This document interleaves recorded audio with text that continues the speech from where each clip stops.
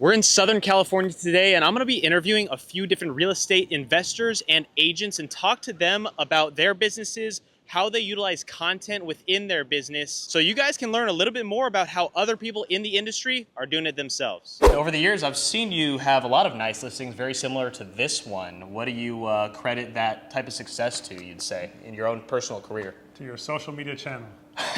It's all because of my videos, my help with your socials that we're in and listings. It all like just this. jives. Yeah. It's been a long journey, and I've been doing this for a long time. So I've kind of watched your career grow on your channels, and as such, so has my real estate career. We've kind of paralleled each other, and both of us continue to put effort into what we're doing. I've also developed a little bit of a niche.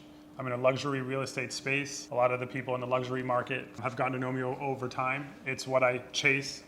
And so, I think that's the combination of how I've continued to become successful in my industry, and I've watched you do the same in yours. Appreciate that. Well, yeah, it takes a lot of consistency, a lot of hard work and effort and dedication. Owning a niche is also very important. Mm-hmm. Were there any times throughout your career that you really were struggling hard to where you were like, I don't know if this is right for me, or you didn't really know if this is what you should be doing? Yeah, there's always that element of doubt. And I think it's the people that break that element of doubt and keep going, even though that doubt is there all the time. And you push through that doubt. How do you push through that doubt? And keep pushing yourself. I show up every day. I think that's what it comes down to. That, one of my mentors told me, just show up tomorrow at 9. And it just kind of all works itself out. So I keep showing up at the office. And even if there's nothing to do, I still show up to the office, and just being there every day at 9, right on time, that consistency will help you push through that doubt and hopefully put yourself in a position of just success. Being in that type of environment within the office space is definitely will help your mental headspace shift towards getting those opportunities that will lead you to success. The harder you work, the luckier you get, pretty much, in that space. So I know it's 2025 now, and when we started working, there wasn't too much you were doing when it comes to social media and content, and you're still figuring out that space, but I think it's just so wild how important it is for business in this era. When you started and when we first met, your channel had just begun, and we'd shot our first homes together. That was a couple years ago. And so now we've watched social media really bring out the agent. I think that authenticity is really the number one thing that people look for out there. And so I've watched you show up to a shoot. This entire shoot is completely unplanned. We're just here. Hey, don't tell them that. Don't tell them that. Well, we scheduled it. Well, let's just say that it's not scripted. Of course. Fair, yeah. So that authenticity is going to come through. But I think in the social media world, since the beginning of your channel to now, that authenticity, that need for authenticity continues to grow. And in fact, this isn't just about houses anymore. It's about houses and the agents and the people and the videographers and that authenticity, that creation of that content. I think people really enjoy seeing it very transparently on the internet. I think you nailed it in the head with that, because I feel like when social media first was on that boom and TikTok was first getting started, 2019, 2020, people were really trying to over-promote themselves to look like this type of person that portrays themselves in a way that isn't really relatable to other people online. But I feel like now it's slowly shifting in the direction of that authenticity to where it's more important to just be your true self, show who you are fully, and people will really vibe with that and like you a lot more and trust you a lot more in that way. So what's interesting is the next guy that's going to watch this video that wants to hire me, he's going to watch this video and listen to my voice, read my body language, and he's going to decide whether or not he's going to hire me potentially off this video. Exactly. So one more question before we just finish this thing. What advice would you give yourself 10 years ago, the younger Edon version? What advice would you give to that person? I think real estate is a challenge against yourself. And so as time goes on and as you get older, you start to break your own walls, you put yourself out there more. The sooner you can do that, the better. And so I would tell old me, break down the walls a lot faster and as fast as you can to get to the position that I'm in now. And so I think I would tell the young me to take those plunges, to take on those challenges.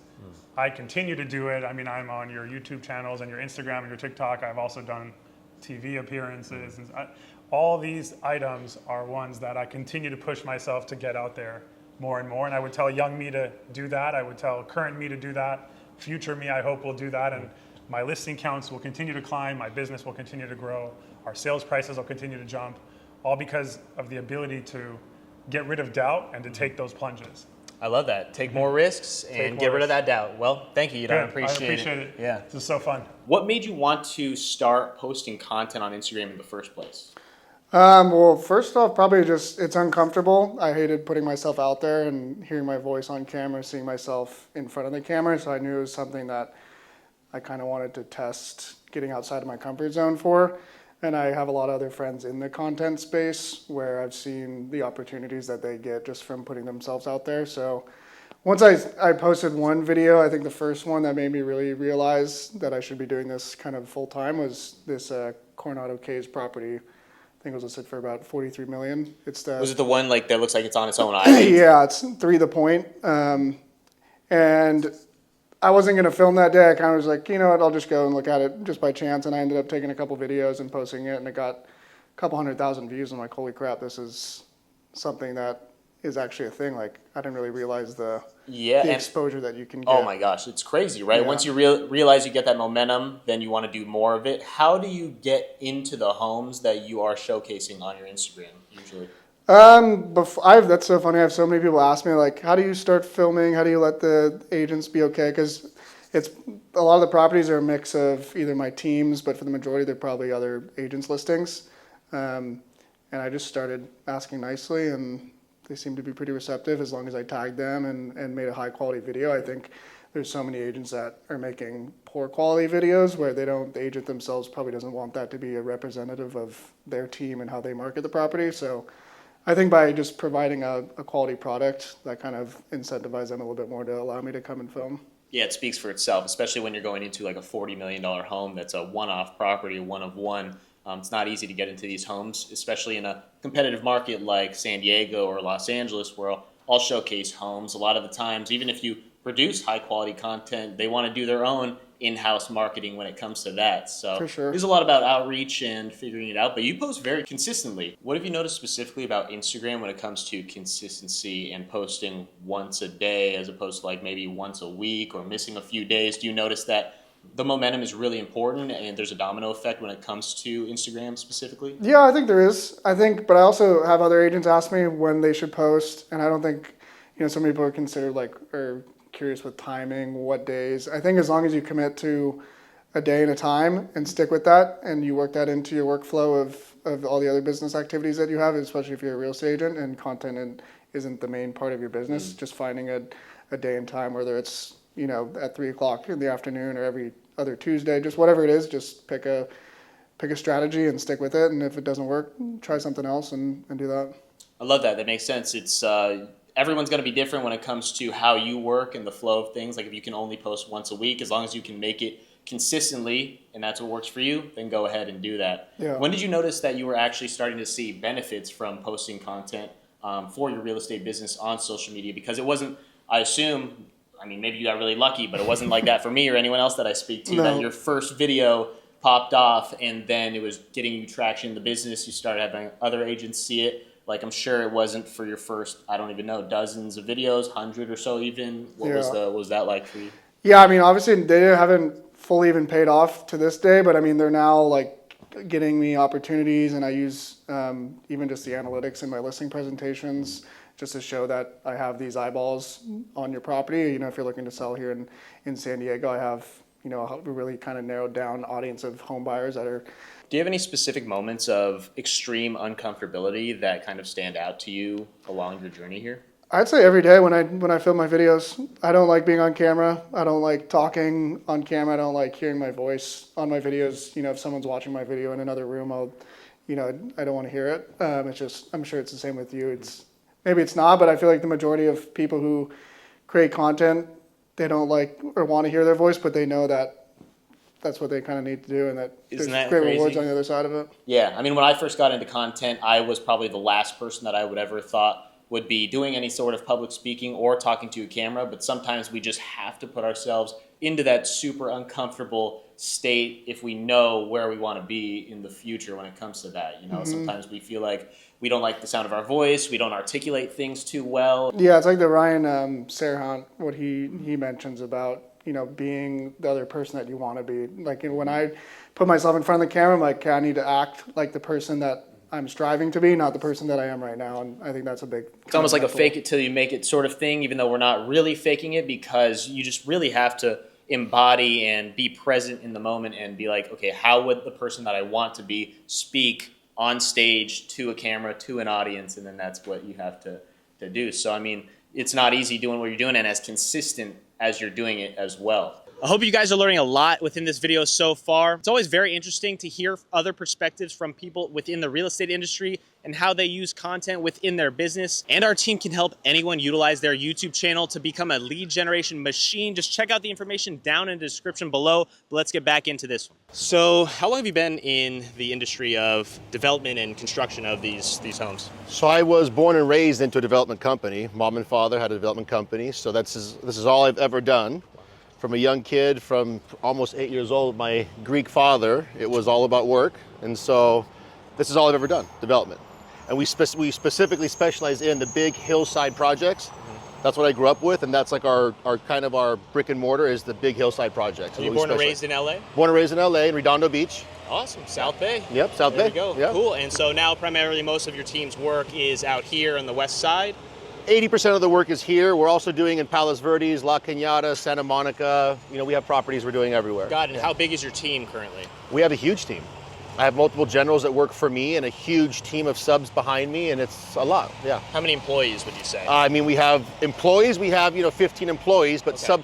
subcontractors, we have, over 60, 70 people that are behind us. Got it. And I'm So- sure there's a lot of learning lessons that you had to go through, ups and downs throughout the entire journey. Is there any time within your career that you would say was maybe the hardest, where maybe you were thinking about quitting and going a different direction, or did you always want to stick it out? What would you say? Well, I was old enough to experience the 2008, crash of real estate, and we were very heavily involved in a lot of Manhattan Beach, Hermosa Beach, Redondo Beach, oceanfront properties at that time.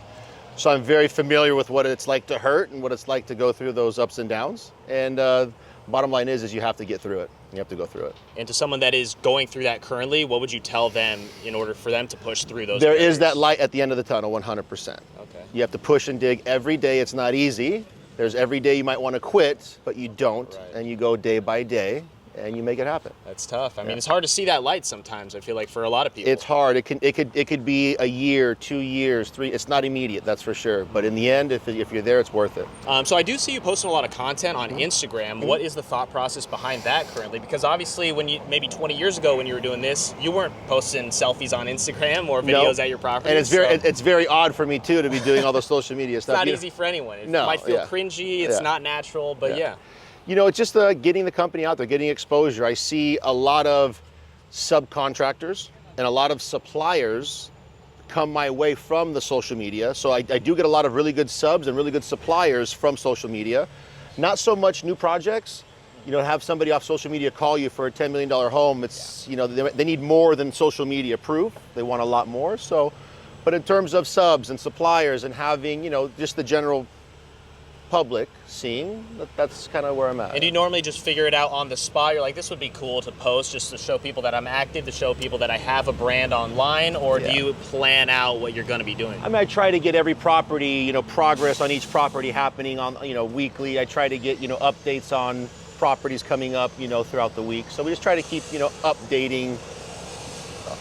Got it. And what would be like the long-term goal, let's say 5 years from now, if you continue to post the content with specifically any form of content that you're doing? Is there a specific goal you have in mind, or kind of just going with the flow along the way, figuring it out? I mean, the end goal is to, try to be as big as you can be and, be as known as you can be and seen as much as can be. So that's the end goal, be seen as much as possible. Got it. Do you utilize any AI as of right now? Not yet. Okay. Not yet, but I'm sure it's coming. Yes. Yeah. Eventually someone's going to have to utilize AI Yeah. or like live streaming within properties like this, because that's something, I don't know if you see too much of the live stream space right now, but that's huge these days. No one's doing it in your space, so maybe you'll be the first one. Maybe, yeah. But is there any advice that you'd give to, let's say, your 20-year-old self before knowing anything about life, not having this type of experience, not having looking at properties like this be so natural to you on a day-to-day basis? Is there anything that you'd tell them that you probably wish you knew back then that you would have liked to know?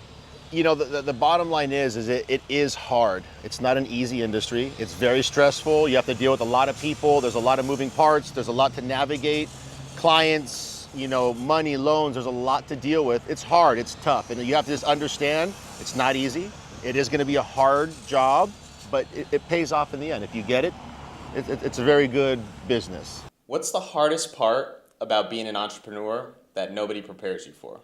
The hardest part is definitely, are you doing enough on a daily basis for me?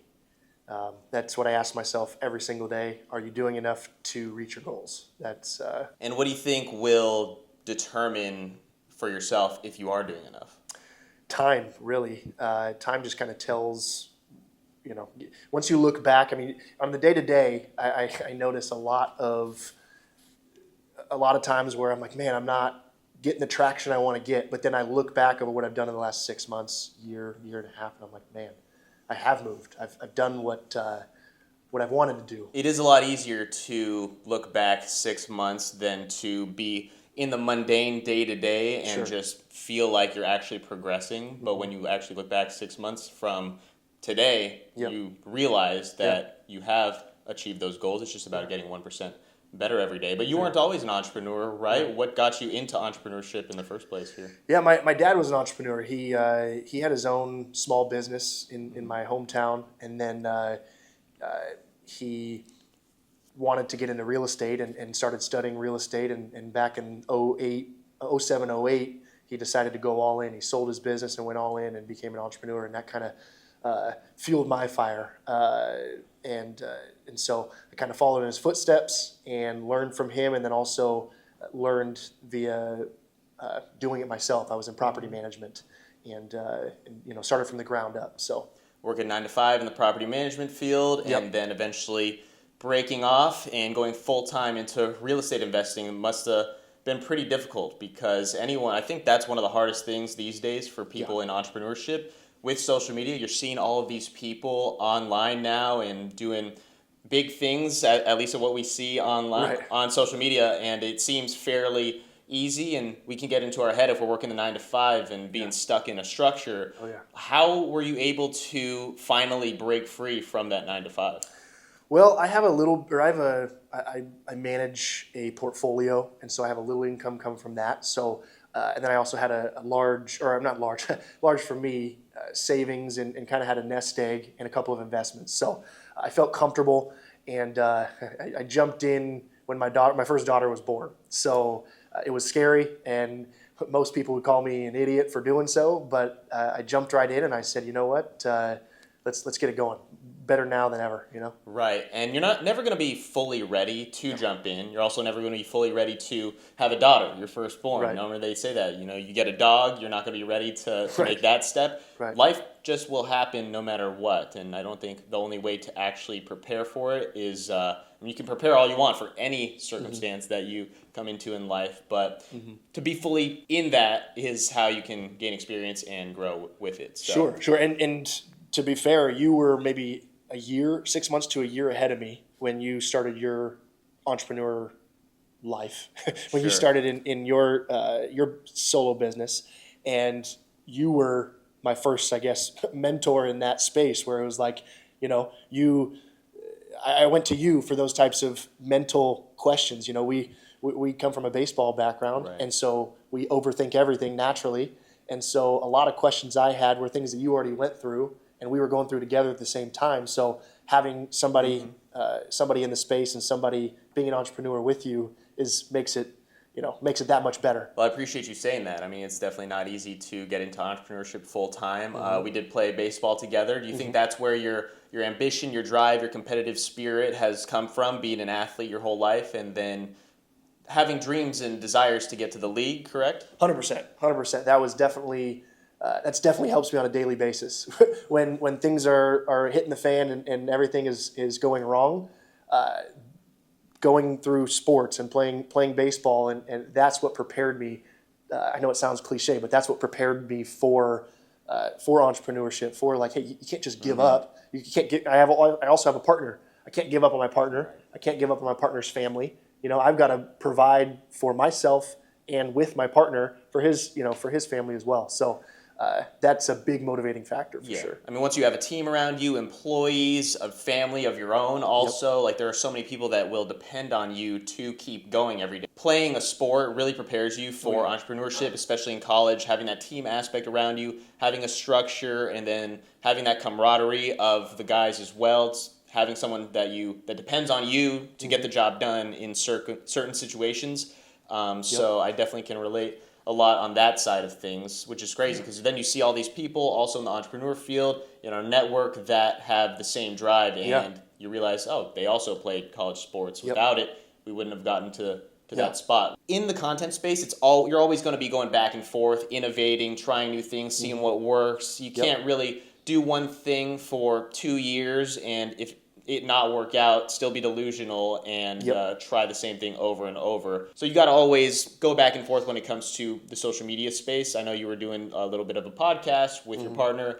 And so what made you get into starting to want to do content for the investing side? Because I know a lot of people will get into real estate investing, whatever it is, and just do it on their own, not want to put their face on camera. It's not easy to do that as well when you don't have experience getting on camera. So what made you want to get into it? Yeah. Good question. For me, it was a big portion of my why as well is I want to educate and I want to help people invest in real estate and understand the benefits of real estate and how it can affect your family like it's affected mine. You know, it's positively affected mine and will continue to do so for generations. And I want to continue that. I want more people to understand truly the benefits of it and the long-term benefits of it. So for me, it was about education at first. And again, we spoke when I was first getting started into content because you are the guru, and you know, just your big sentiment was start posting. You know, it wasn't about like it's not going to be perfect, it's not going to be good. You're going to look back in 3 months, 6 months, a year, and be like, it's disgusting, and it is, right? It's pretty disgusting looking back at where I was, and I'm not even close to where I need to be. So. A lot of it's about education, and then also just kind of to that point where I want to educate more people. I want to build my brand, so to speak, and build my following, so more and more people can benefit from the knowledge that I've learned from family, from friends, from just in the industry. Okay. And who in the content space may have, except for myself, I'll take some credit for that, who may have inspired you to get on social media a bit more, to see someone that you were like, oh, their brand has created this in their business, so I should probably do that, because obviously it doesn't just come from nowhere. We see people, we gain inspiration from those people. So who are a few people that you think have inspired you? Yeah, there's different levels, right? There's people that are at the top of upper echelon. You got your Alex Hormozis, you got your Gary V type people. Those people definitely are entrepreneurs that I look at, their type of content or their mindset around content. I also look at guys that might be one or two steps below that are in my field, much like Ken McElroy.